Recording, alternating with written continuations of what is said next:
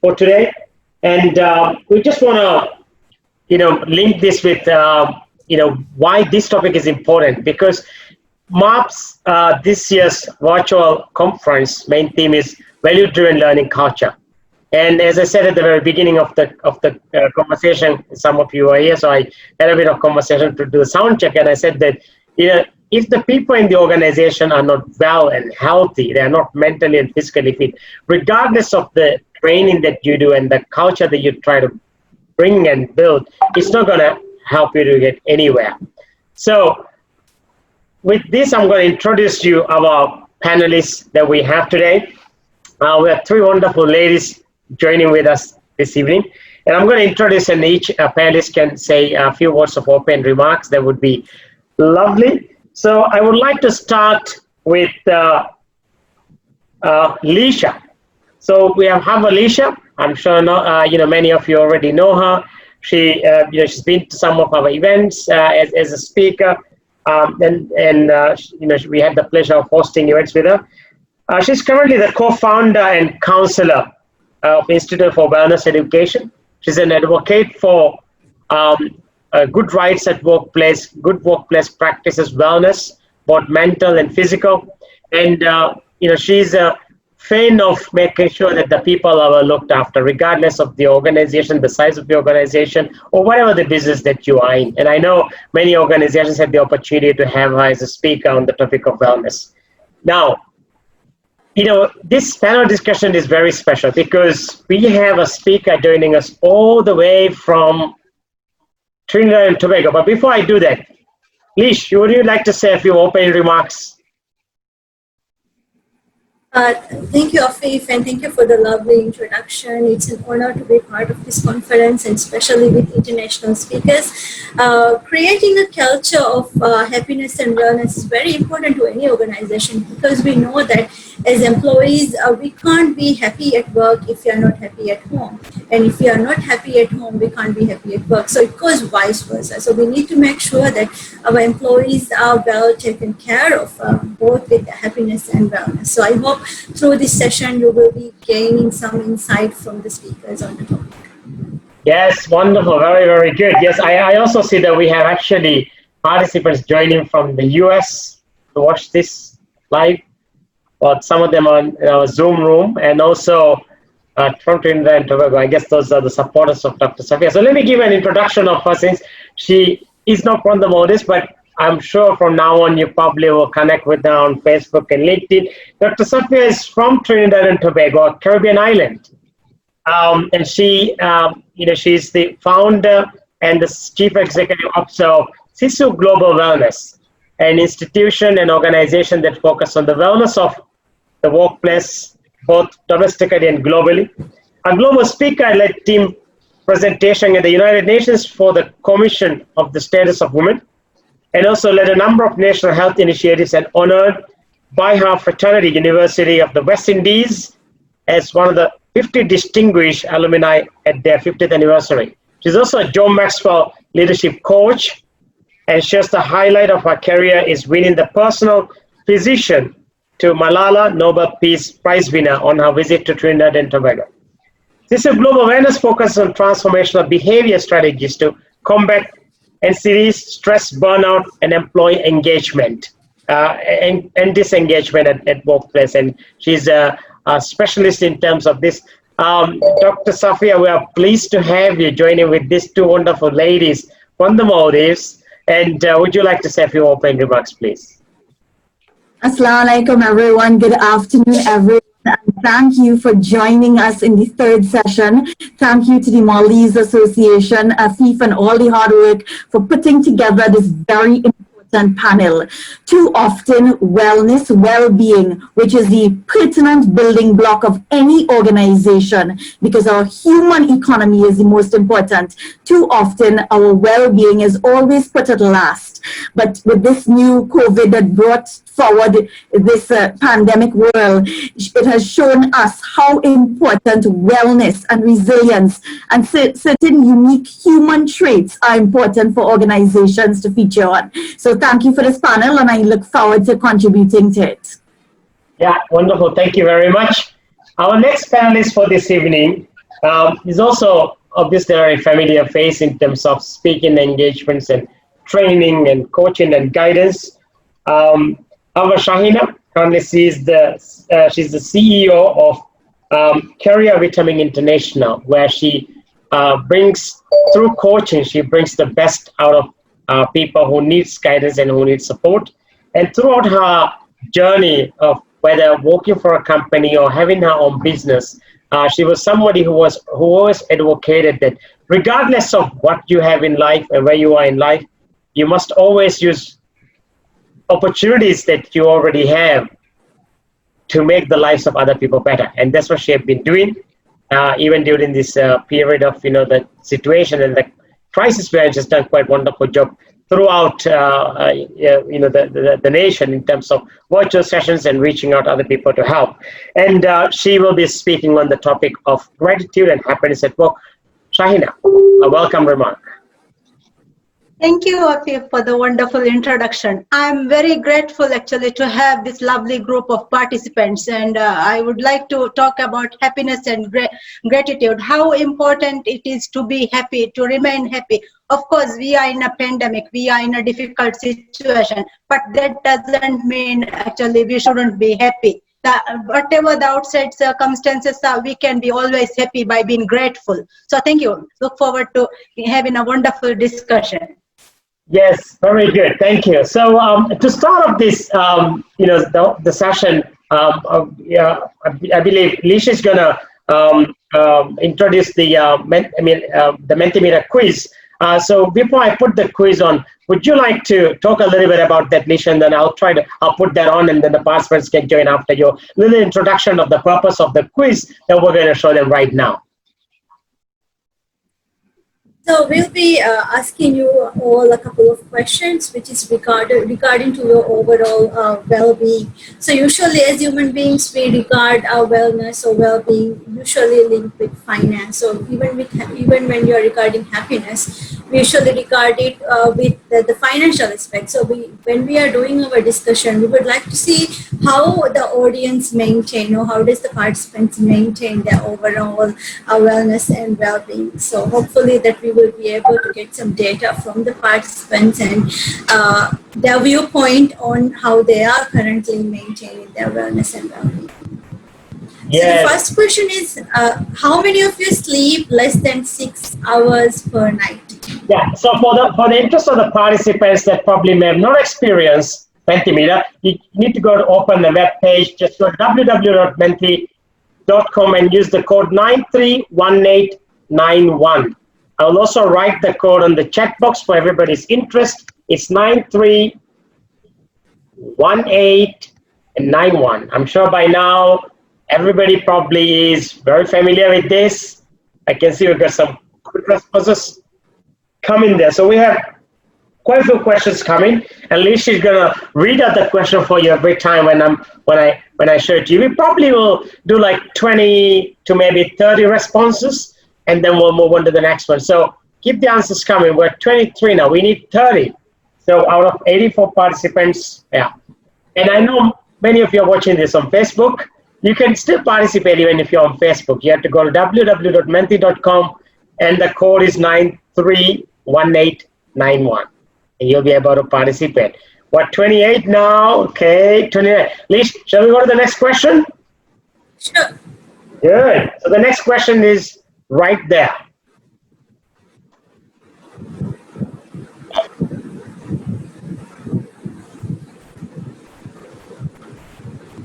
Good. So the next question is, how many of you are always available online and always multitasking? Sorry, I just saw the question. No, that's all right, because there's always a bit of delay in receiving it to different devices, but yeah, that should be fine. I'll read the question for you. I know you have a lot to speak this evening, so all right, good. It's 43 responses. So we go to the next question. So the next question is, you're gonna see this on your slide screen now. How many of you are always the first to arrive to work and last to leave? Oh, I think I belong mostly to the category of the blue color, I would say. But Yeah, I guess it all depends, right? I suppose if we manage to go to the gym in between and do this, do that. All right, so we're 39 responses there. Very good. Oh my God, I have my colleague here, Maisha, on this call. She's the training team officer of Lux South, and she just sent me a private message saying, "This is definitely you. Like it's me." Like she's saying that I'm the last one to arrive to work and last. Maisha, I take that as a compliment, by the way. Thank you. So next question here. The next question is, how many of you are juggling work and other priorities?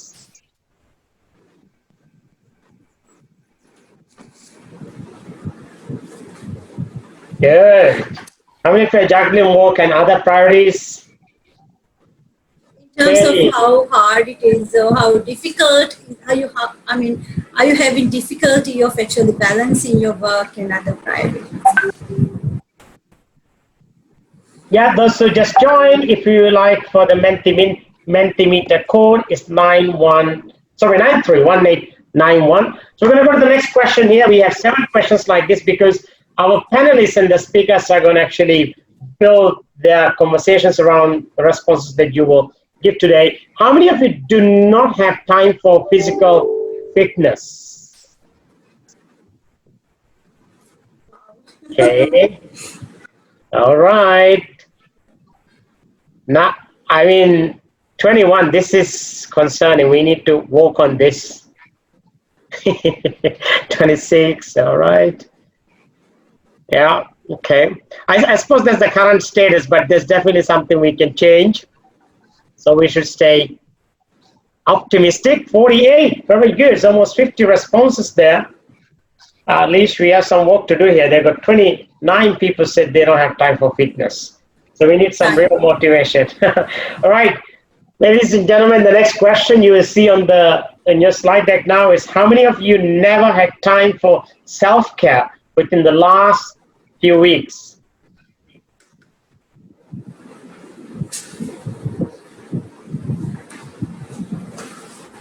Okay.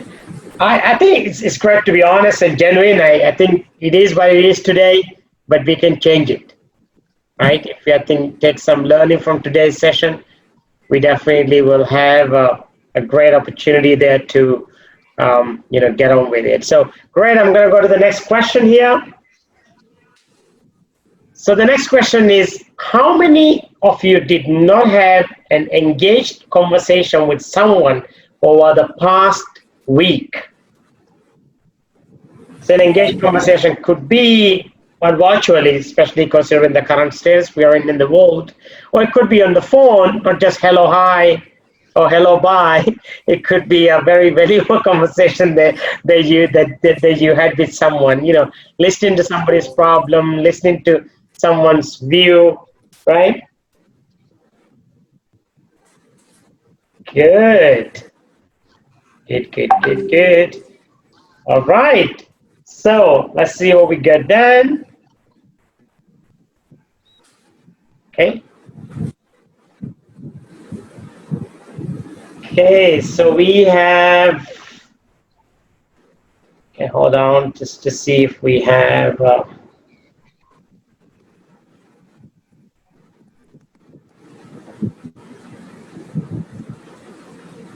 all right, I think that's the, just checking if the, that's the, yes, so that is the last question of our panel, the last conversation for the panel. So Leesh, would you want to do a little remark about why we did the quiz, and then we'll go straight into the questions now? Yeah. Yes, of course. So first and foremost about the sleep, I think that I'm sure that many of us actually neglect the time that we actually allocate for our rest or the sleep that we need. But we can't have a productive day, or we can't have a happy day, we can't have a positive day unless we have the set amount of rest or the sleep, because often a lot of workers are sleep deprived because our lifestyle is we sleep very late, but we have to wake up to go to work, so the start of the day is actually not good. So we end up being moody and not being very productive till the end of the day. And also multitasking, it's usually portrayed as something which is favorable, But then when we study mindfulness, when we study positivity, when we study wellness, we know that actually multitasking could be very draining and stressful for a lot of people. So it's actually good to prioritize and declutter and to make sure you go to your most productive self. And also the first to work, the last to leave is something such as, which is called as presentism. So the time that you need to be at home, or the time that you need to be resting, or the time that you need to be doing something calming or something happy, you are spending it at work. So it has negative implications once again. And also juggling, most of our work life is very hectic. So we are always kind of in a battle between what can we prioritize, and when we're at work, our mind is at home. When we're at home, our mind is at work. So it's kind of a constant battle. So in order to be at your best self, you need to have a balance in this as well. And also to be a perfect person, not a perfect, but to be well, you need a mixture of both mental and physical fitness. So the priority that we are giving to our fitness should be a bit more than what we are currently doing, even myself as well. And also the self-care aspect of it, we need to maintain ourselves, we need to maintain our mental and physical self as well. Yeah, and then of course we humans are social beings, so we need that connection, we need the relationship, so we need to be communicating with others. So just to have engaged positive communication or a connection with someone else would actually help to your overall balance. Yeah, very good. Thank you. I'm sure during the conversation, our three speakers are going to, highlight on this. So to all the participants that have just joined with us and a bit earlier, please do send your questions, because we are going to also ask questions in between, to all the panelists here. So obviously, our purpose of this conversation tonight will be divided into mainly three parts. One will be to really bring the awareness ideas and concept from a global perspective, and then we're going to be looking at the Maldives context. We're going to be looking then into happiness and gratitude at work. So my first question of tonight's discussion goes to Dr. Safeeya from Trinidad and Tobago. What is the global perspective and economic impact of unwellness? People are not well, and what would be the real impact in the global perspective? And I know that you have had opportunities to work with the United Nations and several other world leaders on this the whole topic of wellness. If you could enlighten us on that question. So thank you so much, Afif. Essentially, and this is a report from Global Wellness Institute out of 2016. Here's what interestingly they had to say, that 3.4 billion workers are unwell. When I had the opportunity to present at Nations, it was for the Commissioner Status of Women, and we looked specifically at the health of women, but of course we want to extrapolate that to the health or the wellness or the ill health of both men and women. Now this is a 2016 report. Today, 2020, during this unprecedented pandemic of COVID-19, where our world was changing at an incomparable pace, now have a rising epidemic of an unwell workforce, to the point that Harvard School of Public Health is estimating that chronic disease and unwellness is going to cost us something like $2.2 trillion for the next couple of years. So exactly what Leesha and Shahina and some of the speakers above earlier on mentioned about disengagement and all of these different stresses, exactly what all of our participants just shared in terms of physical fitness and working consistently. It's really, we have to make that transformational shift, because the cost of unwellness is going to affect not just us individually, organizations, but companies and countries as a whole. Yeah, very good. I think that the key take there is that if we don't pay attention to the wellness and the health of our people, it's going to fire back us at one point. And I think where we are today, it has shown to the world that, we companies and even the most largest, conglomerates, they keep on spending a lot on different other aspects except the wellness and health and safety. And, it has fired them back at a different way. So my next question is to Leesha.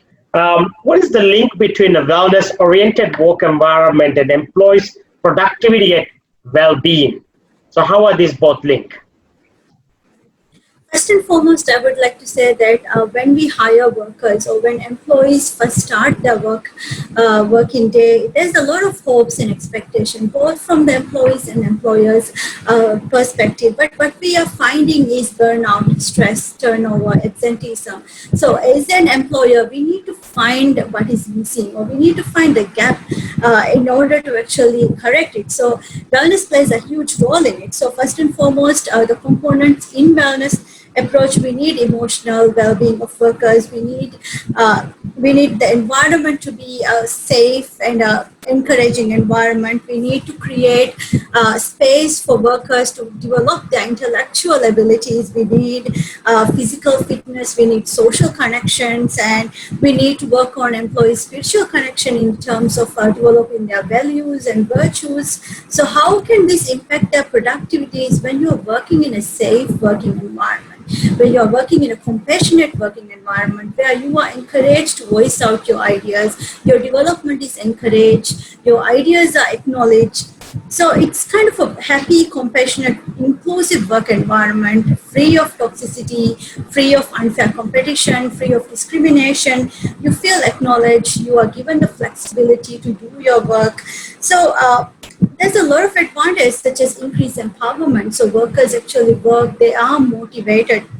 It creates a calm state of mind in the organization. So we see a reduction in absenteeism, we see a reduction in presenteeism, labor turnover, and also it attracts a good pool of recruits. So if you are portrayed, or if you're known as an organization who is having these wellness programs, it attracts a pool of really good recruits as well. The workers feel connected, they feel like they matter in the whole organization. So instead of just viewing financial success as the success of the organization, viewing thriving employees and passionate employees as success actually helps the overall look and image of the organization. And you don't need to spend so much money on motivation or on benefits, but workers themselves, they will work towards and take the organizations to the next level.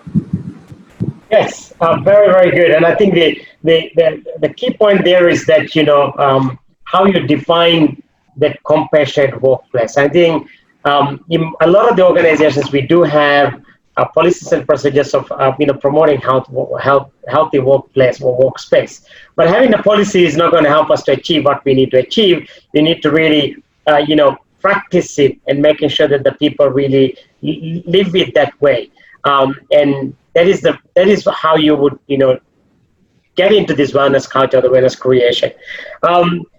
And obviously, we're talking about wellness, and I think if people are well and healthy, there's also an indication that, you will see that organization is a bit happier, or the employees feel a bit grateful. So I would like to go to Shahina on this question. What's the difference between happiness and well-being, and what can we do to cultivate happiness in individuals? So the real point here is to getting this out from people. When you practice the wellness thing, but how do you show that the people are really happy at work? So if you could enlighten us in this question. Thank you, Afif. That's a wonderful question, because Safeeya and Leesha was talking about unwellness and wellness culture in the office. But before we go into the environment of a wellness or well-being culture, let us understand what happiness and well-being is. Actually, on an individual level, happiness is feeling or showing pleasure or contentment. When we want to understand well-being, I have to actually take you a little bit deep into psychology. I would go for a reference from Jordan B. Peterson, professor of University of Toronto. He has explained positive psychology as a scientific approach to study human thoughts, feelings, and behavior, with focus on strengths instead of weakness, building good in life instead of repairing the bed, taking lives of average people to great instead of focusing solely on moving those who are struggling up to the normal. So when we take on this positive psychology aspect, actually well-being is happiness. There's two components of positive psychology, that is called the subjective well-being. We call it hedonic, which means mainly referring to the presence of positive mode, absence of negative mode, satisfaction in various domains of life. And then there is the eudaimonic, which is the psychological well-being, which means the sense of control, feeling of meaningful purpose, feeling of the belongingness. So this is what we call well-being at workplace. And I have to say that happiness is fleeting and changeable state, but not a personality trait. So everybody can change their state and try to be happy. So happiness is based on reaching one's own potential and operating at full functioning. So let us look at some ways. I would explain 5 ways where we can cultivate happiness. Once we learn how to cultivate happiness on our own, then we have to go and engage with other people so that we can actually understand. So the first point is to train your brain to be more positive. Actually, as human, on an average, 60,000 thoughts cross our mind per day. So these thoughts are based on our past experiences. If we actually have had a terrible life in earlier days in our life, or always these memories, these thoughts of what happened, what might happen in respect to these incidents which had happened in our life, actually these would be disturbing us. If this is disturbing us, how can we be peaceful? How can we be happy? So the idea is actually whenever we have a negative thought, we have to actually embrace it. If we have to fight against it, we are not going to succeed, but we would go into depression and anxiety. So rather than fighting against it, we have to embrace it. We have, whenever there is this thought, we have to cancel it out. Let's say I might get a thought seeing me going into an accident. So immediately, okay, I can say, no, that won't happen. It never happened, so it won't happen. So I can immediately cross it out.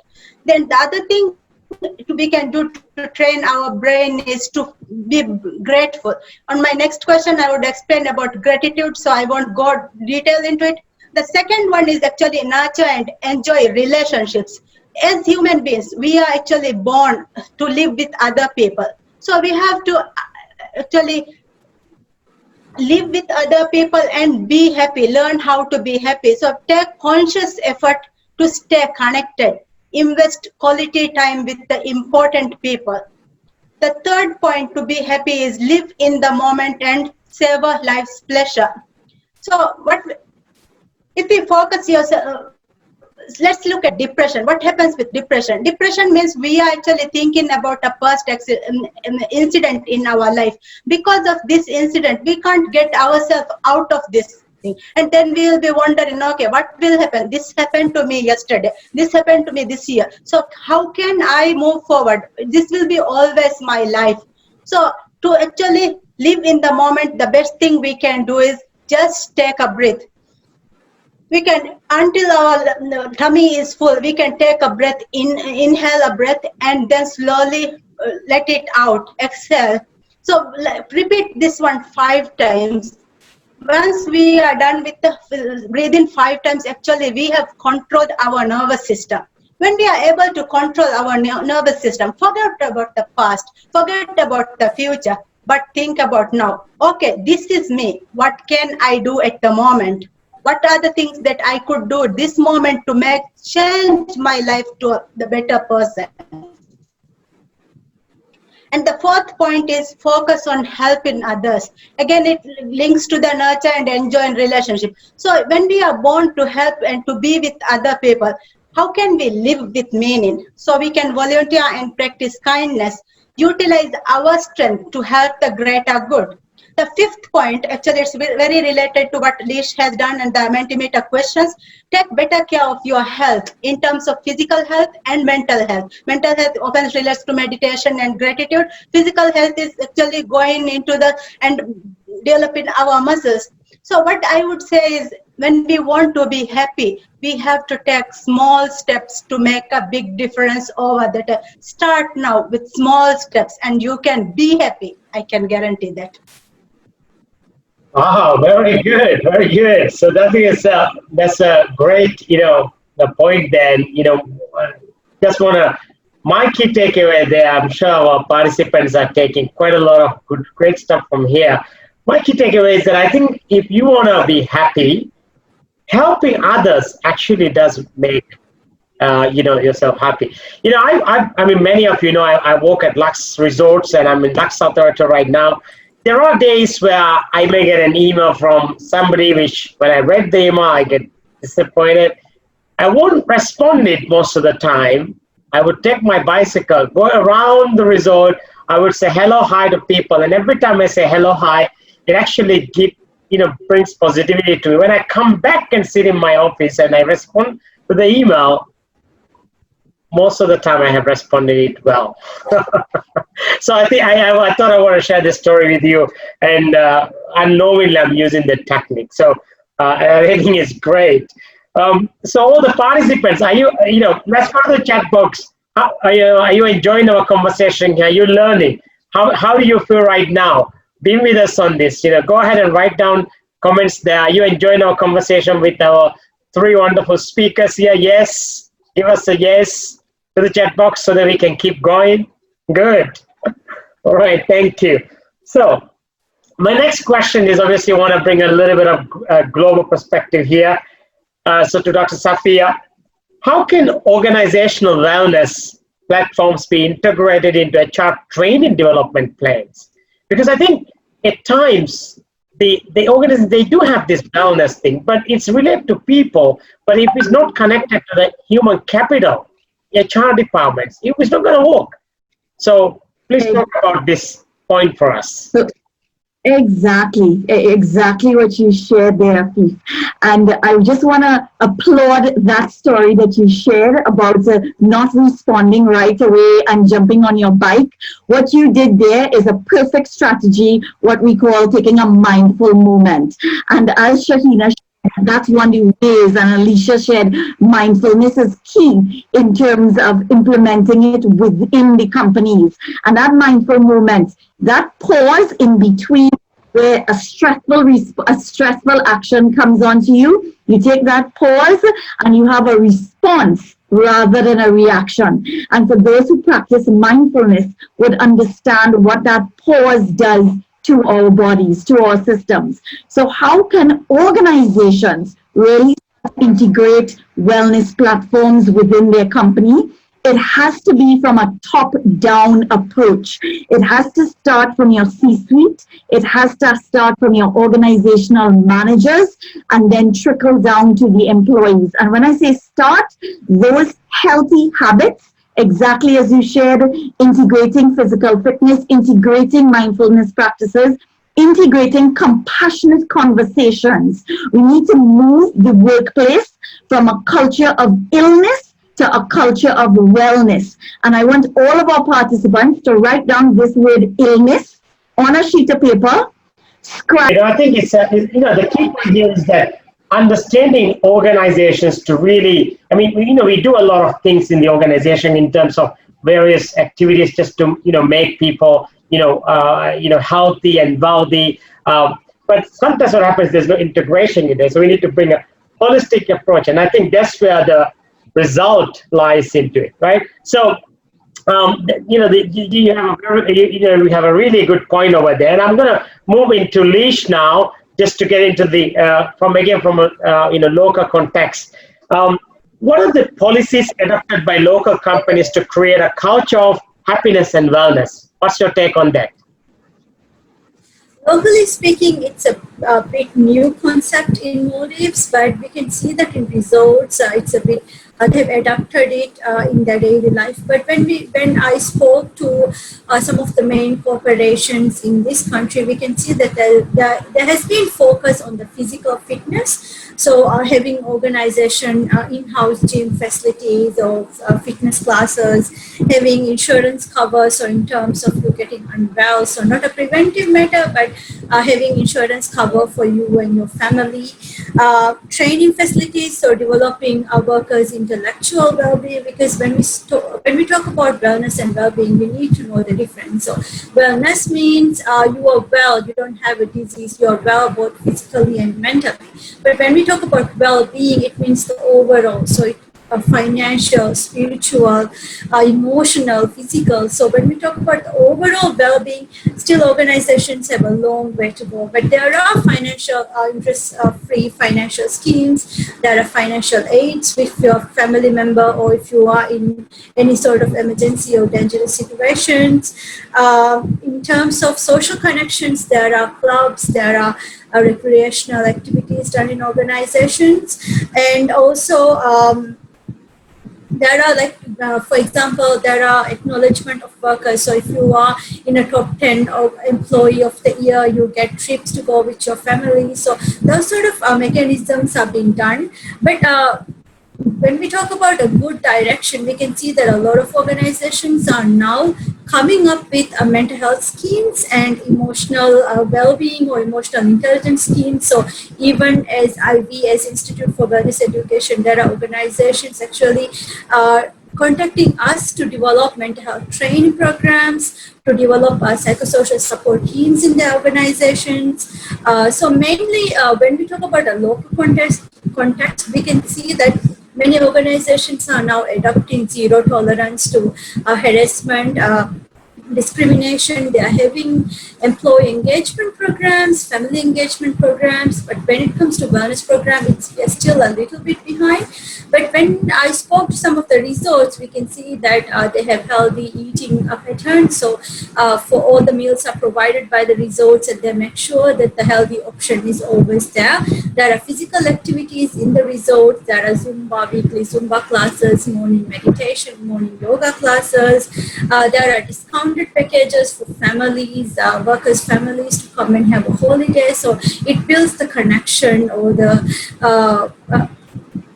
builds the connection between the family and reduces the work-life balance issues as well.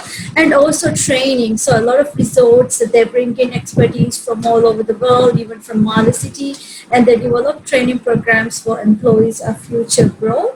And also in some of the resorts, they have rest and relax packages for the employees. So a certain fund is given for the employees per year annually. So they could actually spend that money any way they like in order to get that vacation or the relaxation that they need. So our companies are slowly moving towards wellness, because we all know that an employee will provide the best service if they're in their best state of mind and also body.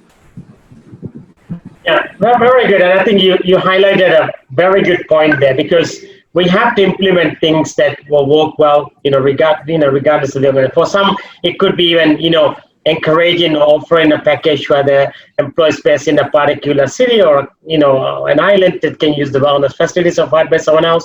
If you're in a resort, I think there's great opportunities available there. And I know that we had that conversation, and I was mentioning that post-pandemic, all the human resource departments, they should have a wellness officer.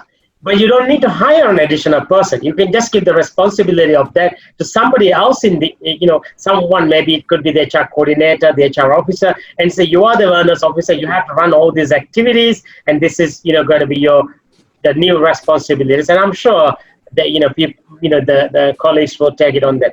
Now, I have a question to participants, right? So the question is that among, we have right now 59, 60 participants here.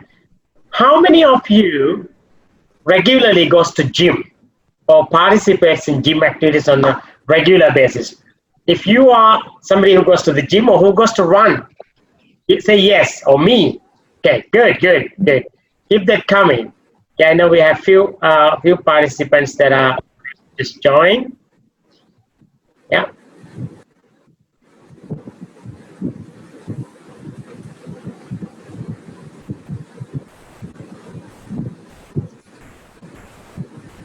Good.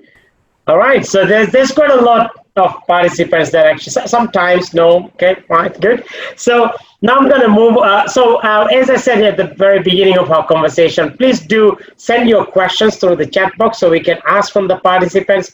Feel free to ask any questions that you have regarding. We're talking about wellness. We're talking about gratitude and happiness at workplace, and we're talking about how can we create a holistic approach in terms of wellness at workplace. So my next question is to Shahina, and it's why is gratitude such an important factor in creating happy employees? How can we practice gratitude and how can we incorporate gratitude in workplace? Well, thank you, Afif. Again, a very good question, because gratitude is actually what makes our life more happy. So I would describe gratitude as the closest sibling of appreciation. Appreciation is acknowledging the goodness in life, but gratitude goes a step further. It recognizes how the positive things in our life, like success at work, often comes due to forces outside ourselves. So particularly the effort of other people. So we are successful because other people are helping us. Other people are contributing to our work. But this is mostly where the problem arises. We often believe our success is due to work. So in order to succeed, to be the next person, to be the best version of yourself, you should say thank you to the next person who is helping. Just a simple thank you, it goes a long way in reducing stress. It leads to better work environment. Employees who feel appreciated are more likely to have higher job satisfaction. People feel that they are more deeply connected to the organization. And the most important and the best thing is gratitude costs you nothing. So let's go a little bit into further detail of what gratitude is, how we can incorporate that one into our culture. When we look at organizations, there's Ryan Fair, assistant professor of University of Washington. He has said, we tend to think of organizations as transactional places where we are supposed to be professional. We may think that it is unprofessional to bring things like forgiveness, gratitude, or compassion into workplace. So that's where we have to change. We can forgive, we can forget, we can be grateful, we can say thank you, and then we can still try to work together. So evidence suggests that gratitude and appreciation contribute to the kind of workplace environment where employees actually want to come to work and don't feel like cog machines. So Forbes mentioned, named Southwest as the number 13 best employer of 2018. Why? They have actually highlighted the main point as gratitude and appreciation was cornerstone of Southwest culture. So what were they doing actually to make a difference? The difference was, one way they did it was appreciation of employee by paying attention to small, simple attentions of their personal life. Let's say if I am employed, if my daughter is graduating, they will send their wishes, they will send a gift to my daughter. So I feel very good and motivated to come back into this environment and be with this company. So gratitude, actually, to practice gratitude on a personal level, we can just do a simple exercise. Take a piece of paper every day when you wake up in the morning. First thing in the morning, take a piece of paper and write what are the things you are grateful for. For example, the ability to breathe, the ability you got another day to live, the ability that you have food on your table, the ability that your children are happy and moving around in the house. You can see them. So these are the simplest things. Actually, we usually don't think about the air we breathe. But the moment we are in the ICU, we will feel, okay, how important that air is. So without delay, just try to write those things every day in the morning. Actually, I have a personal story I can share with you. In 2018, I was a very actually depressed person. So what happened was, because of several things that was happening in my personal life, I was always seeing the negative. So one day I actually came across a webinar from Brian Tracy where he said, take a piece of paper and write 10 things you are grateful for. So every day what I did was I took my diary in the morning and I started writing 10 things. The same things repeated some days. Some days I had other things. So within 3 months, actually, it changed my whole life. I never felt that, okay, I'm going through this situation at home, but in my person, on a personal level, I feel happy, I feel content, I feel the urge to go out there and tell somebody that I'm very grateful, I'm very happy. There are several of these things in my life, but I'm a happy person. I started smiling. I started actually interacting with other people on a positive note. So gratitude is a very wonderful tool that you can practice when you want to be happy, to live the fulfilled life. Now, we can say gratitude is the gateway drug to empathy. Being grateful means you recognize the intentions and effort behind the actions of another person. So you are empathetic. You are actually great practices bringing you together. Now, to cultivate gratitude in organizations, I would suggest 4 items. The first thing is gratitude is about whole person. It is not about a certain task. Usually in organizations, we have this recognition and we recognize reward and performance of achievement. But rather, instead of that recognizing the performance or the achievement, let's try to appreciate the person, the effort that person is bringing. So the difference between celebrating record-breaking sales versus applauding a caring and helpful spirit. There's a difference. Instead of the record-breaking sales, celebrate that person for his effort. Actually, last year I got the opportunity to attend the 20th anniversary of a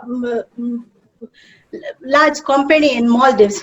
From the event, what I noticed was they were actually distributing awards to the employees who did a remarkable contribution, and most of the awards were taken by the lower level staff, those foreign expatriates who are the back office or support staff. So I asked the managing director, what was the reason these staff, a lot of these lower level staff are getting recognition and award on stage. He said actually the salesperson made a huge sale, but that person couldn't have done the sale without the support system, these people. So they were appreciating, the company has this culture to appreciate the effort of this back office staff, the effort of these people. So the second point I would like to go is gratitude isn't one size fits all. So what I feel happy or what I want in my life might not be what Afif wants in his life. So if you appreciate the same way as you appreciate me for Afif, it might not work for him because it would be something different for him.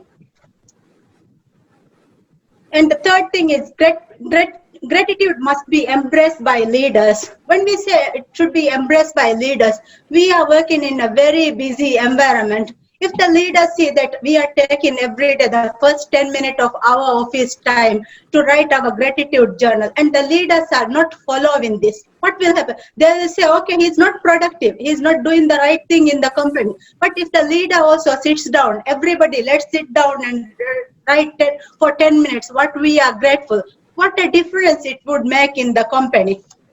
And the fourth one is gratitude has been part of the culture. We shouldn't actually practice gratitude 1 month or because we are in a difficult situation, we should practice gratitude and then forget about next month. No, we should maintain it throughout the organizational culture. If we have this organizational culture developed, I would say the employees, they would be willing to come into this organization and work. When they work, what happens?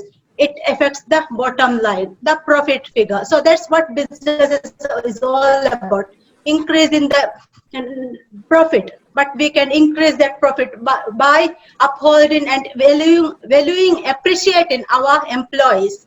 Thank you.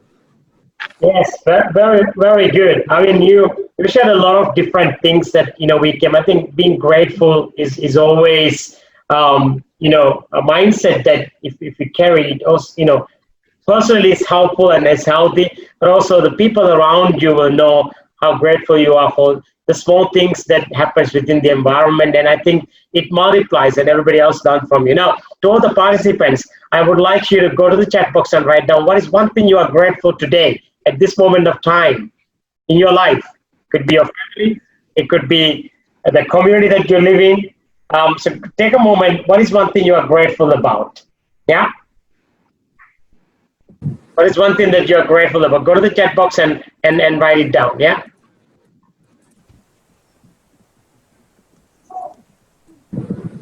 Good, good, good. Keep the points coming. Keep the points coming.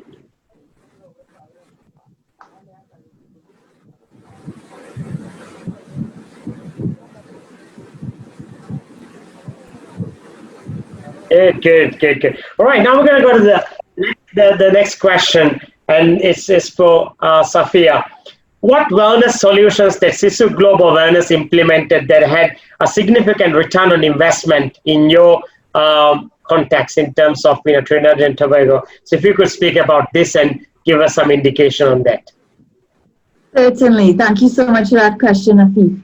And Shahina shared a lot of those strategies already. But I want us to think about, Eddie had shared about the future of work.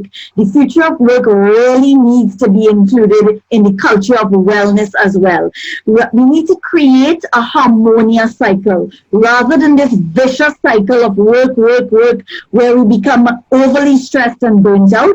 We need to find that very delicate work-life blend where we feel healthy and balanced, where we create a consciousness of energy and focus, where employees then feel appreciated, where they not only feel appreciated, but where they feel supported. And as Shahina shared, where their well-being is nurtured and valued. So with that kind of overall concept of creating a wellness culture, then organizations can use that mantra to then implement certain strategies. So the strategies can be very, very simple. As Shahina shared, you can just switch in and put a water cooler throughout the organization instead of the heightened sweet drinks and overly processed food, putting simple things like water, encouraging the use of our hydration, letting employees know what their health is, encouraging a breakfast service with only healthy food, healthy snacks. Or it could be macro investments, bigger investments, where you can encourage wellness adventures. And Maldives is primed, Singapore is places like that, is primed for these type of adventures. We have done it similarly here in Trinidad and Tobago because we have a type of culture and environment where we encourage wellness adventures within all the employees and their families. Once you start to see that involvement of families, then you get to really get that buy-in at both your upper level and your lower level throughout the entire company. Another very cool thing we did was incorporated something called like a Zen room, where employees can go and have a retreat. They can take in within their 8 to 4, whatever hours that they're working, if they feel overwhelmed or stressed, rather than persist through that overwhelm or stress. Just as we did here, we took a break. So they moved towards that Zen room. We just took a break and then we returned very strongly. So I've seen where companies and organizations, and even myself, our organization has moved that forward, where we've implemented a Zen room, a room where you, as Shahina said, you can probably have those beautiful gratitude statements on the wall. You can get the calming sense. What we have done here locally is we've tried to involve a lot of our small businesses that produce candles, that produce nice music. So we've involved them. So there's that integration of creating that consciousness of wellness all around. I hope that all the participants here, after they leave, they feel invigorated to transform their habits. I want to leave you, I know this is not our closing moments, but I want to leave you with a really nice acronym I leave all my organizations with. I ask them to think about it. They ask me, what should we do, Dr. Mohamed? I say, think about it. T, transform. H, your habits. I, your intentions. N, negativity. Through kindness, kinetic motions. So anything you want to do about how to implement wellness, think about it. Transform the intentions, the negativity. DH, the habits, the intentions, the negativity, through kindness and kinetic motions. And that's your solution there for implementing wellness.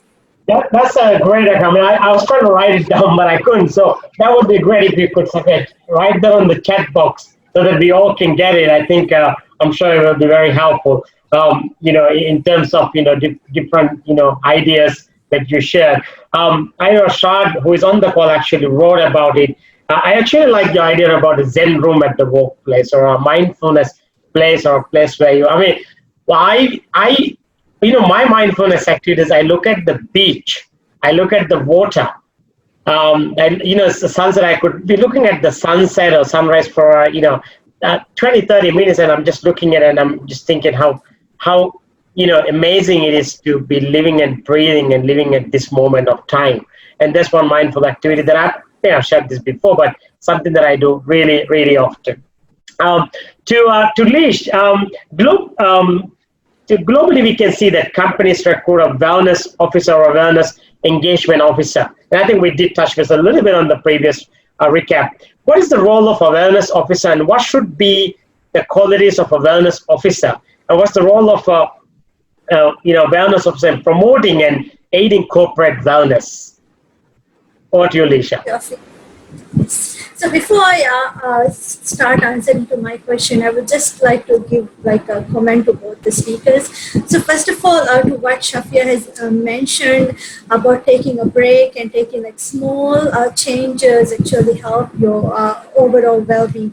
And also to Shahina about the gratitude, the importance of using gratitude, because we have seen that in COVID situation, many of us were in stress. We had high levels of anxiety, fear, but then when we stop and think about the things that matter to us, or the gratitude, or the things that we need to be grateful about, it actually helped me personally as well. So we actually had support groups throughout the full lockdown situation to actually just talk to people about their fears and identify what are the things that they are grateful about that actually help people also.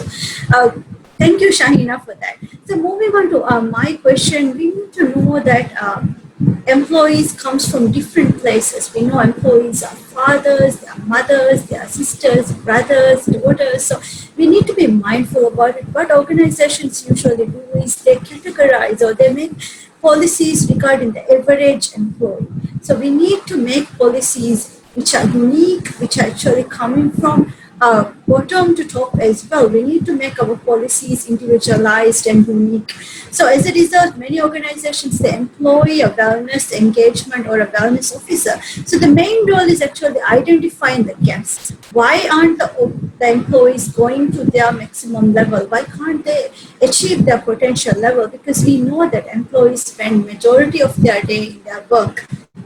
But their work is crucial to them, to their livelihood as well. So they are actually looking for a very motivated, encouraged workplace. So once again, as a wellness engagement officer, what you can do is create that happiness culture, create that compassionate culture. As a person, you have to be a role model. You have to be free of judgment, free of bias, and you should have the genuineness to actually help others, genuineness to identify what is happening in the worker's life and what does the worker need in order to give an edge or push towards reaching their full potential and full efficiency as well. So it could be from having small circle group discussions to arranging individualized therapy for some employees who might be in need of it, respecting values and also agreeing to disagree. So as a wellness engagement officer, you should know that everyone won't agree with you. So you need to make, once again, conversations, compassionate conversations with the workers instead of jumping into conclusions or setting rules and policies without being compassionate about the workers. So we need to make, the engagement officer need to make sure that the workplace is an accepting and acknowledged and the workers are driven to work. Because we know that a lot of skilled workers, a lot of educated, experienced workers actually quit the organization because of workplace harassment, whether sexual or physical or in terms of emotional harassment. So a lot of organizations, even in Maldives, lose their workers due to unhealthy or toxic work environment. So the role of wellness engagement officers is to make sure that the workplace is a safe environment for their workers. So in terms of what our role or Institute for Wellness Education, our role is developing awareness session. What's the importance of having a good mental health? What's the importance of having a self-care? Training. So we train workers, so we train psychosocial support teams in organizations to create that culture. So they don't need to every time reach to a mental health professional or a specialized person. So inside the organization, creating the culture of acceptance, the culture of cohesiveness, the culture of non-judgmental, free environment. So what we do is we have packages to promote relaxations, mindfulness, how to self-regulate, how to direct your attention towards healthy thoughts, and also how to make healthy life choices. So our point is like almost all of the organization, we have our chief executive officers, we have managing directors. So why can't we employ or why can't we give the task of a chief wellness or a chief well-being officer in our organization? Yes, that's very good. To all the participants, I have a question. Within your organization, if you work for an organization, how many of you have a wellness officer in your organization, or how many of you have a person or a section or a couple of people who's in charge for the wellness of the people or health and safety? Go to the chat box and write your response there. How many of you have such a, yeah, well, see, some of you wrote, okay, some of you wrote that you have a wellness committee. Oh, good, Husham. I know what you mean. Good. Yeah. All right. Okay. Good. Husham is one of our team members. So he mentioned that we have a wellness committee. That's very good. We have an wellness committee. Yes. No, I totally agree with you. And I think this is a very important, like I said, you know, I'm certainly advocating for it, that you don't really have to hire somebody as the, you know, if you in your department, or even create a committee, right? Create a committee whereby you take somebody from each department, and that can always help. And again, this is something you have to do voluntarily. So ask for people who voluntarily wants to do it. And I'm sure you never know when you ask how many of them will say yes. So it is a very important key area. Over to you, Shahina, on this question. I mean, I know you practice coaching and you know, as a health coach, in terms of, you know, wellness and health, and you share a lot of health and reference specifically about, you know, the mental well-being, you know, at workplace. As a professional coach, why do you believe it is important to have employee well-being as a business growth strategy? And how important is to invest in employee well-being as a restructure of organization post-pandemic? I suppose Leesha talked a lot about the wellness officer, and obviously for some organizations that may require changing their strategy, sort of an investment. So if you could speak about how can organizations do this as a holistic approach. All right, Shahina, I think I actually made you mute, but you can speak now. Okay, thank you. Thank you, Afif. That is actually a wonderful question, because we are talking about happiness, well-being of the employees. So why do we need to have a well-being as a growth strategy? When we actually when we look at employee well-being, it is not about smiling faces, friendly gestures, or cracking jokes. It is also not about having a coffee pot in the kitchen or the walls painted, but well-being is about need to know one matters, that the employee has an impact in the bigger picture, on the bottom line, looking at the positives in a negative situation, working in an environment where people are connected in more meaningful ways, placing more value on individual learning and development. So when we look at these components, actually it is very important to have it as a growth strategy, because business, we always, most of the time we think about the profit, how are we going to increase the sales, the customer satisfaction. But with the customer satisfaction, with the profit, we have to take care of one of the components, one of the main assets of our organization, our employees.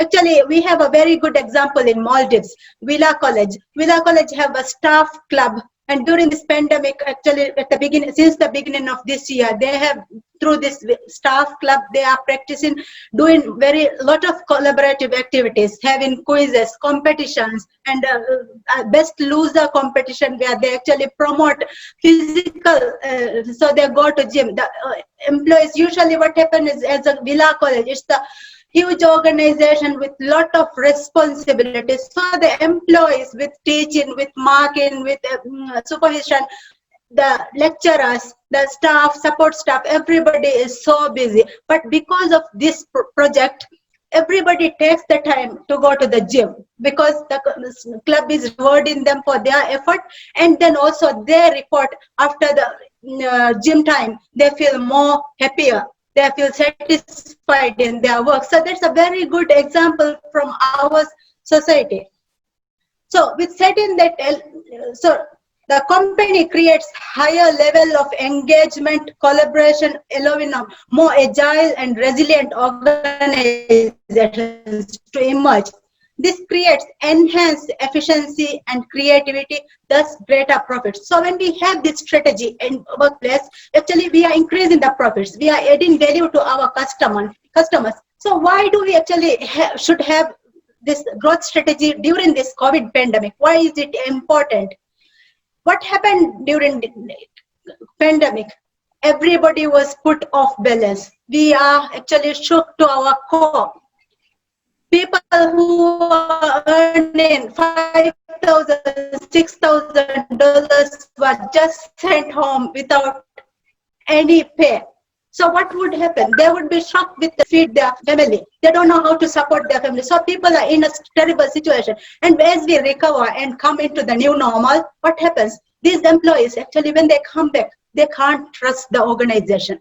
Because the next time this happens, will this company be sending us off again without pay? How can I make my life better? They would be thinking about it.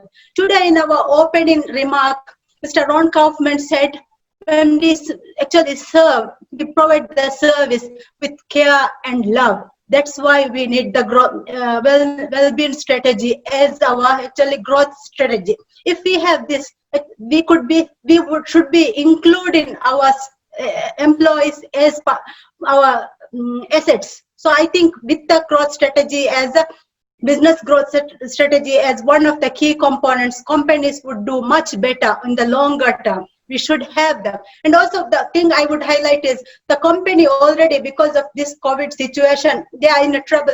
So they have to actually think about ways on how they can grow the business, divert the business, diversify. So if we can actually, they can allocate, keep this part out, and as professional coaches, we are available in the market. So if they can actually leave that part to professionals and then they focus on the business concept, actually we could do a much better job in the long term. Thank you. Yes, very good. I mean, the key point there is, in organizations, we have to drive this strategy. I mean, it is linked to the business, because if people are well, their performance is going to be great. They will meet your expectations.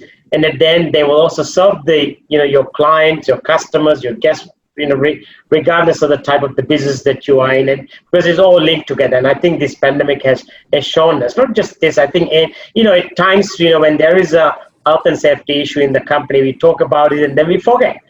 But what we should really do is we should take actions at various levels. We have come to the end of our conversation today. So I would like to, this evening, and I would like to, go back to the participants and see, if you have any questions or comments, or take the chat box.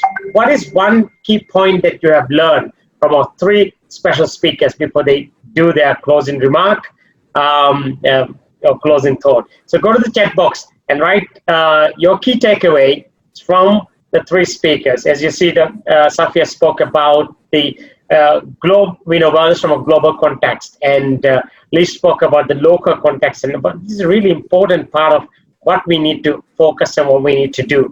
And Shahina spoke about happiness and gratitude at workplace. So let's take a moment and write down your comments and your learning from this panel discussion on wellness and happiness at workplace, which is a key important factor in bringing and cultivating a culture of learning. So let's take a moment with that. Yeah, good. So there is a question there for Shahid. Thank you, Shahid, for the question. How would we get over the different levels of intellectuality in your own organization when it comes to creating more awareness on tonight's subject? So I suppose the question is, this is a very important thing, but how do you actually get this to different levels? Because different people think in different ways. We see this as an important thing, but some may not see this as an important thing, right? I think it's the same thing like smoking. We all know it's dangerous for health, but some just do it because for the moment you may not see an negative impact in your health, but at a certain stage when you see it, it may already be late. Who would like to take on this question? I'll start. I have no problem with starting with that. However, it's initially here in Trinidad and Tobago, wellness, well-being was taught as a very nebulous type airy-fairy concept, and the focus on the journey has always been on the bottom line, the productivity. But the minute you can tie in the return on investment or the loss to the economy of the company, the minute you can tie in what an unwell employee or what that brings to the company, then you do get that buy-in for the wellness programs. I've learned how to show high-level decision makers what is the return on their investment for a wellness strategy. And one of the things I shared into the chat is that we actually created a wellness toolkit that they didn't even need much involvement from external support, that they could utilize their own employees utilizing this toolkit and implement these strategies on a very cost-effective. At the end of the day, all organizations are concerned about bottom line dollars. So when you can show them that balance between their investment and the return or the value of the investment, then they get it. They also get it, unfortunately, when they have case studies. We've had, unfortunately, a very high level of non-communicable diseases here in Trinidad and Tobago, which meaning high-level persons, unfortunately, falling to strokes and heart attacks. And when they reach the peak of their career, then they're no longer effective. And had they taken simple measures of managing their stress, simple measures of managing burnout, then they realize that this would have not befall them. So when you can point out some of these case studies and show what the return or the value of investment is, then they certainly are more attracted towards it. Yeah, thank you very much. Adding on. Yes, please go ahead. Yes, go ahead. Yeah, adding on to that, when I spoke with HR professionals from different organizations, one of the most main challenge that they have identified is workers from different vast majorities. So there are diverse workforce, especially in organizations such as STO. They have laborers, they have pharmacies, they have workers working in their shifts. So it's kind of like a very diverse workforce. So that's one of the main challenging issues that they have raised in how to cater to all of them and how to develop programs where they could actually reach out to all of the diverse work group. So the question is very understandable. So my suggestion is bring out champions or bring out people from those groups, so representatives from different groups when they're doing training for trainers or when they're doing a awareness program, because it's easy to understand if it's coming from someone from you, within your group people or within your expertise. If someone is coming to you and explaining it to you, it's easier for you to understand. Yeah, very good. Thank you. As we have come to our end of our panel discussion this evening on the topic of wellness, happiness, and gratitude at workplace, I would like us each speaker to make a closing remark. So I'm going to start with Shahina. Thank you, Afif. It was actually a very wonderful session. I loved the participation from the group of people, participants. Actually, they were continuously supporting us and helping us even perform better, speak better. So I think that's the best thing I got from and the incidents we had with hacking. I think that's the great learning. We move on. Whatever the challenges are, we move on. We have this smile. We are grateful and we go on. Thank you. Thank you. As we are coming to the end of our session, all the participants, you're there, feel free to share some love and care for all our speakers. I think they've done a wonderful job this evening. Thank you. And closing remark from Safeeya. I want to echo what Shahina said. I have the chat up along with the screen and I'm reading all of the participants' responses. So thank you to each one of the participants who rallied through with us in this. This is the first time I've experienced that Zoom bombing, and it was indeed a little nerve-wracking, but we learned from it. We learn from each other.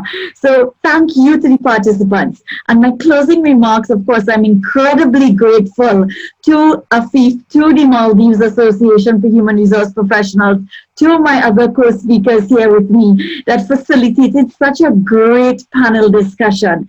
I want to end with, I want us to create, I want us to think about and unleash within us that human creativity, that innovation.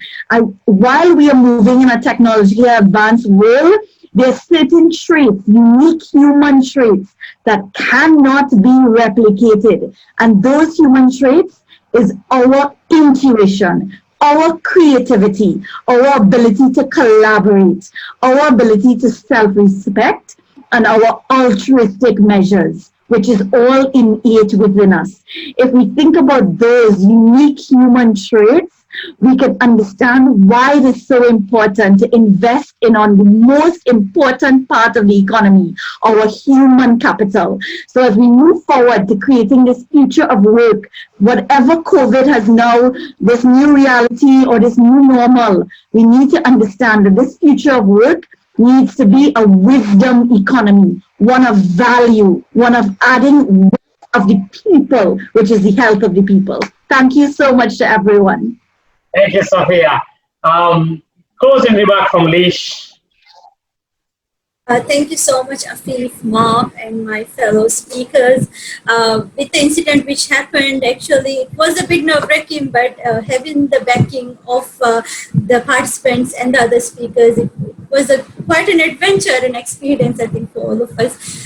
Before I finish, I would like to say that we are employing human beings. So it's not just a means to an end.